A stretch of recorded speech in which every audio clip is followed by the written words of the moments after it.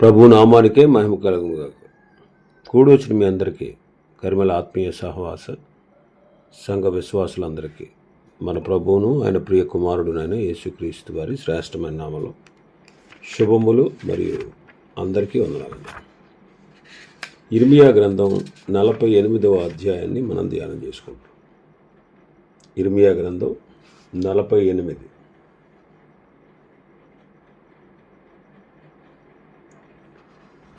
ఇందులో ముఖ్యమైన అంశం ఏంటంటే మోయాబు శిక్షించబడుట మరియు విడుదల. మోయాబు శిక్షించబడుట మరియు విడుదల,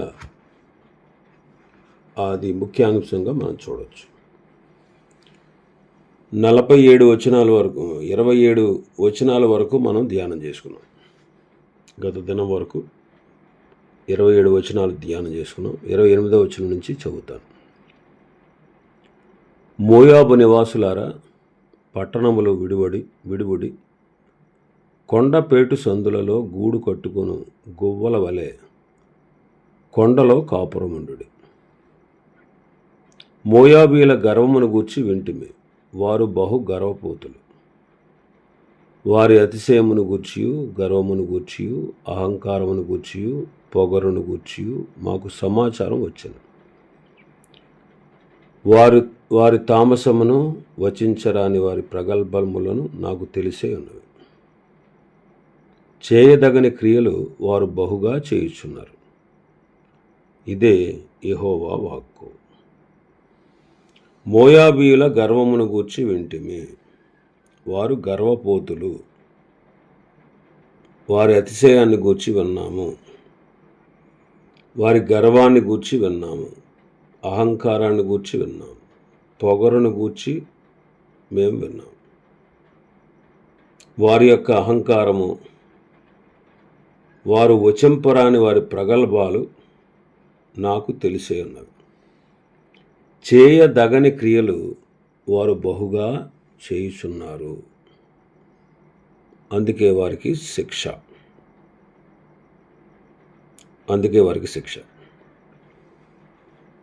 ఈనాడు దేవుని పిల్లలమైనటువంటి మనం మోయాబులో ఉన్నటువంటి ఈ లక్షణాలు మనలో ఉండకూడదు. అపొస్తలుడైన పౌలు గారు అంటారు, గలతీ పత్రిక 2వ అధ్యాయం 20వ వచనంలో, నేను క్రీస్తుతో కూడా సిలువ వేయబడి ఉన్నాను, ఇకను జీవించువాడను నేను కాను, క్రీస్తే నా యందు జీవించుచున్నాడు. నేనిప్పుడు శరీరమందు జీవించుచున్న జీవితము నన్ను ప్రేమించి నా కొరకు తన్ను తాను అప్పగించుకున్న దేవుని కుమారుని యందలి విశ్వాసము వలన జీవించుచున్నాను. నేను క్రీస్తుతో కూడా సిలువ వేయబడ్డాను, ఇకను జీవించువాడను నేను కాను, క్రీస్తే నా యందు జీవిస్తూ ఉన్నారు. క్రీస్తుతో కూడా సిలువ వేయబడ్డా. మరి ఫిలిప్పీ పత్రికలో మనం చూస్తే, ఫిలిప్పీ పత్రిక 3వ అధ్యాయం 3వ అధ్యాయంలో అతిశయించదగిన విషయాలు చెబుతున్నారు ఆయన, పౌలు గారు. నేను అతిశయించవలసి వస్తే నేను నా శరీరాన్ని ఆస్పదం చేసుకుని అతిశయించవచ్చు. ఎందుకంటే 8వ దినాన సున్నతి పొందాను, ఇశ్రాయేలు వంశపు వాడను, బెన్యామీను గోత్రంలో పుట్టిన బెన్యామీను సంతానమైన హెబ్రీయుడను, ధర్మశాస్త్రం విషయంలో పరిసేయుడను, ఆసక్తి విషయంలో సంఘాన్ని హింసించువాడను, ధర్మశాస్త్రం వలన నీతి విషయమై అనింద్యుడను.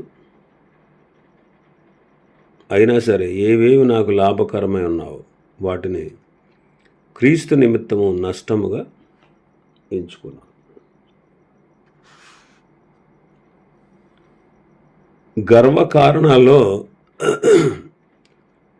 పౌలును మించిన వారు లేరు. అతిశయించవలసి వస్తే వీటన్నిటిని బట్టి ఆయన అతిశయించవచ్చు. కానీ వాటిని బట్టి గర్వించకుండా వాటిని సిలువలో క్రీస్తు ద్వారా చంపి జీవించువాడను నేను కాను, క్రీస్తే నాయందు జీవించుచున్నారు అని పౌలు గారు మాట్లాడుతున్నారు. మరి ఆయన ఎలాంటి వారు? క్రీస్తు. నేను సాత్వికుడను, దీన మనసు గలవాడను అన్నారు ఆయన మత్తయి సువార్త 11:29. నిజమేనండి. ఘనతకు ముందు వినయం ఉంటుంది. అందుకే పౌలు గారు అంటారు, నేనేమై ఉన్నానో అది దేవుని కృప అన్నారు.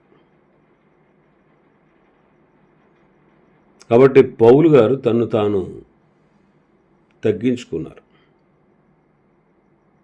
గర్వం లేదు ఆయనలో. గర్వించదగిన లక్షణాలు ఎన్నో ఉన్నాయి, కానీ వాటిని బట్టి పౌలు గారు అతిశయించట్లేదు. గర్వం అనేది సాతాను లక్షణం,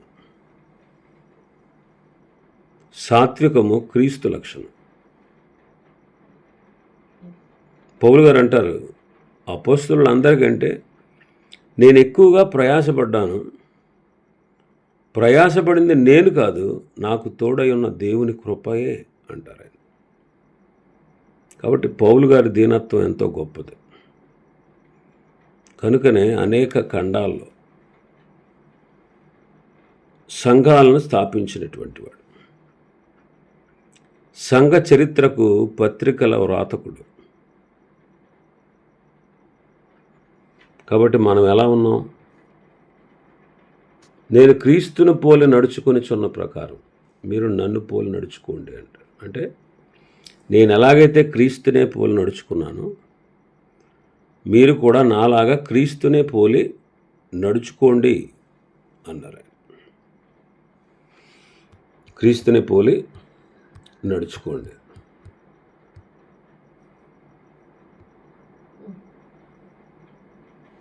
కాబట్టి మనం మోయాబీయుల వలె గర్విష్ఠులుగా ఉండకూడదు. దేన్ని బట్టి మన అతిశయం, మన గర్వం? మనలో ఏముంది? మనం అతిశయించడానికి ఒక్క కారణం కూడా లేదు. మన గురించి మనం చెప్పుకోవడానికి మన దగ్గర ఏమీ లేదు. మన గురించి మనం చెప్పుకోవాల్సి వస్తే ఒక భక్తుడు అన్నట్టు, ఇంత శాపం ఇంత పాపం మనకు ఉన్నాయి. మనుషుల హృదయముల యొక్క ఆలోచన ఎల్లప్పుడూ కేవలము చెడ్డది. చెడే ఉంది మనలో, మంచి ఏమీ లేదు చెప్పుకోవడానికి. కాబట్టి మోయాబీల వలె మనం అతిశయంతో, గర్వంతో, అహంకారంతో, పొగరుతో, డంబముగా ప్రగల్భాలు పలుకుతూ మనం ఎన్నడూ ఉండకూడదు. ఆయన హెచ్చవలసి ఉన్నది, మనము తగ్గవలసి ఉన్నది. నా వెనుక వచ్చేవాడు నాకంటే శక్తిమంతుడు, ఆయన చెప్పుల వారు ఇప్పుటకైనను నాకు యోగ్యత లేదు అంటాడు బాప్తిసమిచ్చి యోహాను ప్రభువైన క్రీస్తుని గురించి. నిజమేనండి. మనం అతిశయించడానికి మన దగ్గర ఏమీ లేదు.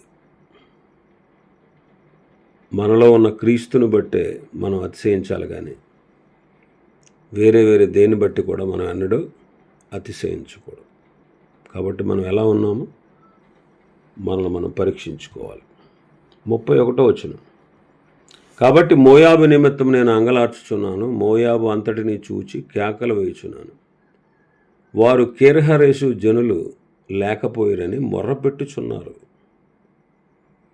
మోయాబు నిమిత్తం నేను అంగలార్చుతున్నాను, మోయాబును చూసి నేను కేకలు వేస్తున్నాను.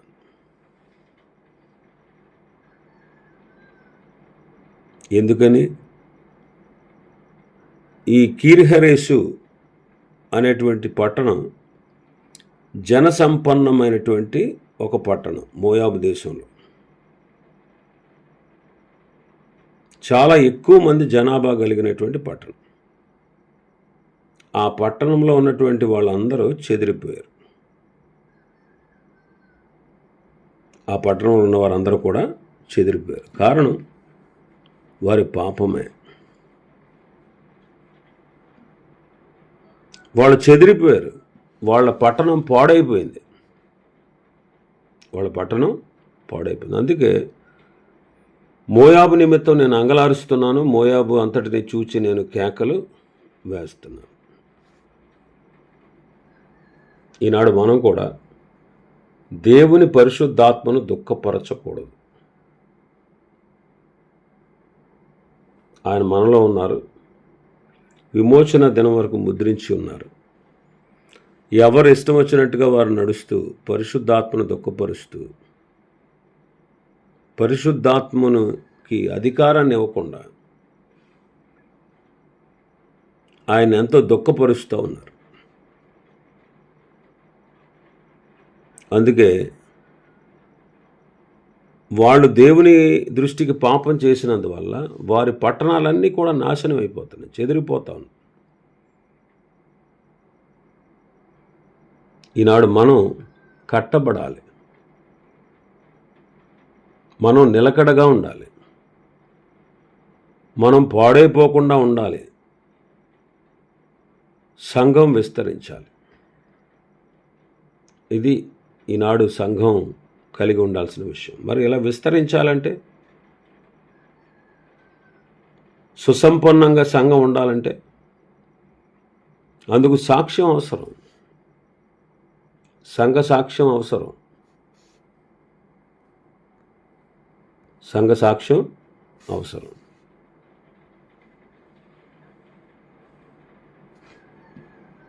వ్యక్తిగత సాక్ష్యం కూడా అవసరం.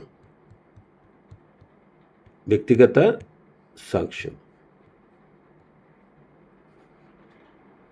ఇంకా వాక్య సాక్ష్యం కూడా అవసరం. అపొస్తలుల కార్యములు 11:24. అతడు పరిశుద్ధాత్మతోనూ విశ్వాసంతోనూ నిండుకున్న సత్పురుషుడు, బహుజనులు ప్రభు పక్షమున చేరిరి అంటాడు. బర్నబాను గురించి రాయబడిన మాట, వ్యక్తి సాక్ష్యం అన్నమాట. అందువల్ల బహుజనులు ప్రభు పక్షంగా చేరారు.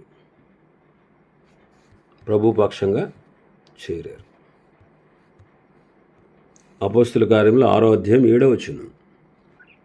దేవుని వాక్యము ప్రబలమై శిష్యుల సంఖ్య యెరూషలేములో బహుగా విస్తరించెను, మరియు యాజకులలో అనేకులు విశ్వాసమునకు లోబడి.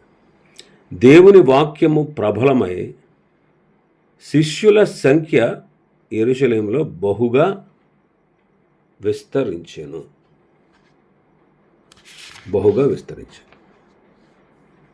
కాబట్టి అలాగ మనం సంఘ విస్తరణ కొరకు ప్రయాసపడేవారుగా ఉండాలి, కానీ పాడు చేసేవారుగా మనం ఎన్నడూ ఉండకూడదు. ఇంకా మన భాగంలోకి వస్తే 32. సిబ్మా ద్రాక్షావల్లి యాజరును గూర్చిన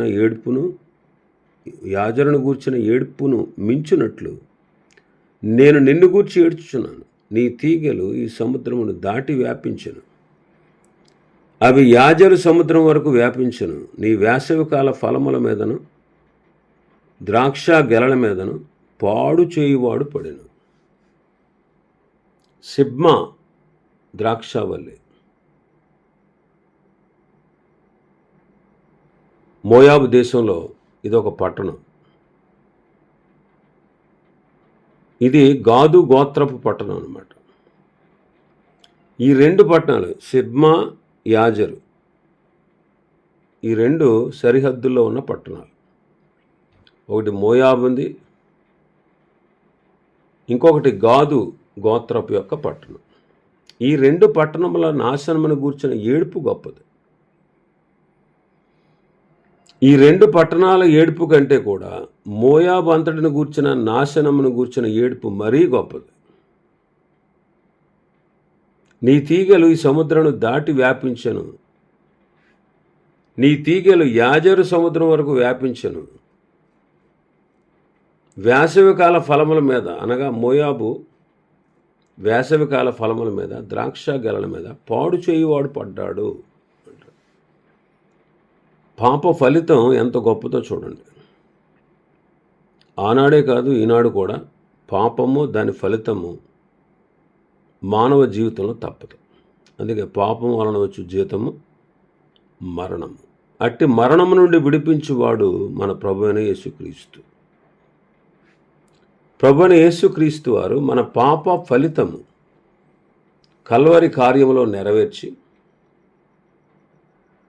క్రీస్తు యేసునందు ఆయన మనకు నిత్య జీవాన్ని ఇచ్చారు. కాబట్టి మనం క్రీస్తు యేసులో నిత్య జీవాన్ని పొంది, మన పాపము నుండి పరిహారం పొంది మనం రక్షించబడాలి. మరి పాపం నుంచి విడుదల పొందాం, రక్షించబడ్డాం, నిత్య జీవానికి పాత్రులమయ్యాం. మరి రక్షించబడిన మనం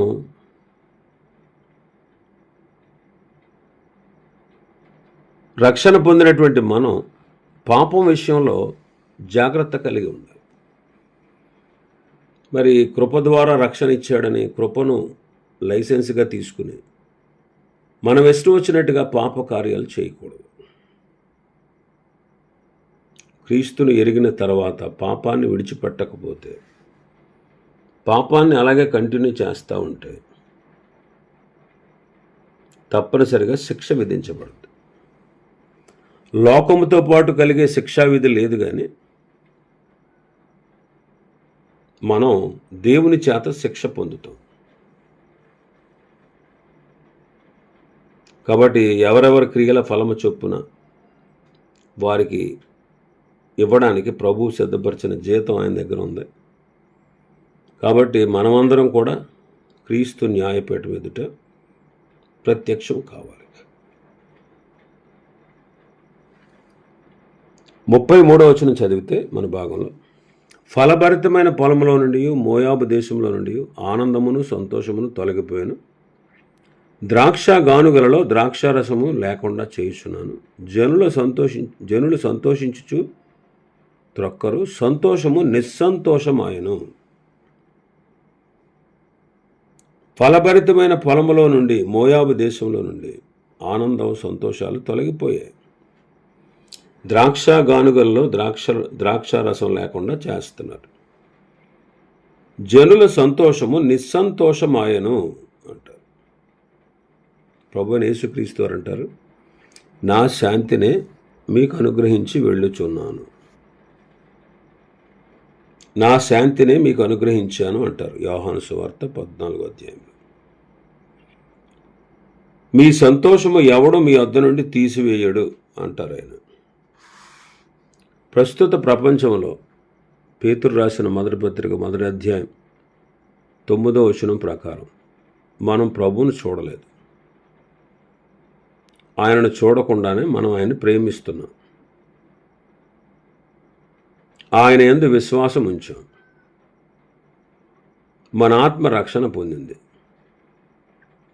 ఇలాంటి మనకు చెప్పనశక్యము మహిమాయుక్తమైన సంతోషము కలిగి ఆనందిస్తూ ఉన్నాము అంటారు. ఆనందిస్తూ ఉన్నాం. ఒకసారి చదువుదామండి. పేతురు మొదటి పత్రిక 1వ అధ్యాయం 8-9 వచనాలు. మీరు ఆయనను చూడకపోయినను ఆయనను ప్రేమించుచున్నారు. ఇప్పుడు ఆయనను కన్నులారా చూడకయే విశ్వసించుచు మీ విశ్వాసమునకు ఫలమును అనగా ఆత్మరక్షణ పొందుచు చెప్పనశక్యమును మహిమాయుక్తమునైన సంతోషము గలవారై ఆనందించుచున్నారు అంట. కాబట్టి ఆనాటి మోయాబీయుల వలె మన సంతోషమునకు నష్టం కలగకుండా ప్రభువైన యేసుక్రీస్తును మనం శాశ్వతమైన ప్రేమతో ప్రేమిస్తూ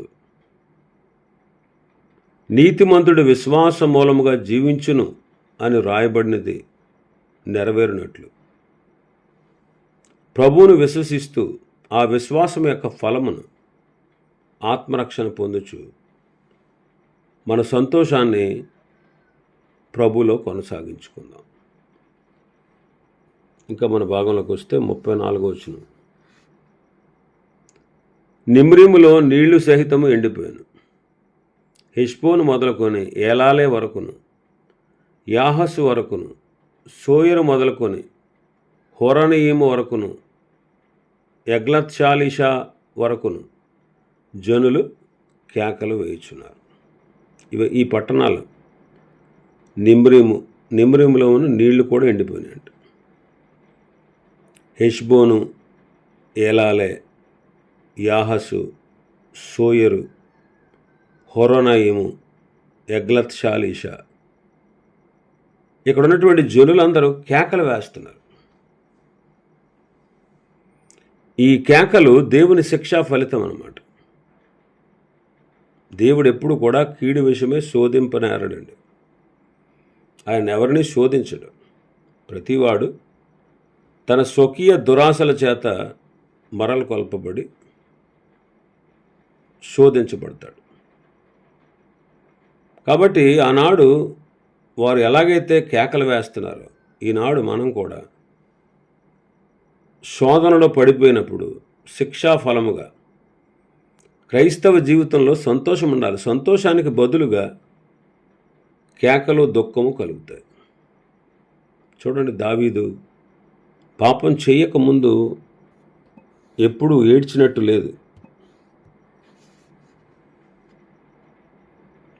కానీ పాపం చేసిన తర్వాత అనేక సార్లు ఏడ్చాడు. తన సంతోషం ఆవిరైపోయింది. దుఃఖము చేత పడక తడిచిపోయేదంట. దానికి గల కారణం పాపమే. కాబట్టి శిక్షాఫలముగా క్రైస్తవ జీవితంలో సంతోషానికి ఫలితంగా, సంతోషానికి ప్రతిగా కేకలు, దుఃఖము మనకు లేకుండా మనల్ని మనం పరీక్షించుకోవాలి, మనల్ని మనం సరి చేసుకోవాలి. చూడండి, కొరింథీ సంఘంలో ఒకడు పాపం చేశాడు. వ్యభిచార పాపం అన్నమాట. పౌలు గారు వాళ్ళని గద్దించాడు. వాడిని అలాంటి వాడిని వెలివేయాలి కదా, మీరేంటి అతిశయపడుతున్నారేంటి అన్నాడు. వాడిని వెలేశారు. వాడు తన తప్పు ఒప్పుకున్నాడు, ఆ తప్పును సరి చేసుకున్నాడు. నన్ను సంఘంలో చేర్చుకోండి అని దుఃఖపడతా ఉన్నాడు. అందుకే పౌలు గారు పోన్లే చేర్చుకోండి, వాడు జీవిత విధానాన్ని మార్చుకున్నాడని, మార్చుకున్నవాడిని చేర్చుకోమని చెప్పాడు. కాబట్టి వాడు దుఃఖపడ్డాడనమాట. దైవ చిత్తానుసారమైన దుఃఖము రక్షణార్థమైన మారు మనసును కలుగజేస్తుంది. కాబట్టి వాడు నిజమైన పశ్చాత్తాపంతో తన పాపాన్ని విడిచి సరి చేసుకుని మరల సంఘంలో చేర్చబడ్డాడు. ఇంకా చాలా విషయాలు ఉన్నాయి అధ్యాయంలో. ప్రభు చిత్తమైతే రేపటి దినం మరికొన్ని విషయాలు ధ్యానం చేసుకుందాం. దేవుడి వర్తమాన వాక్యాన్ని మన వెనుకడిలో ఆశీర్వదించును గాక. ఆమేన్.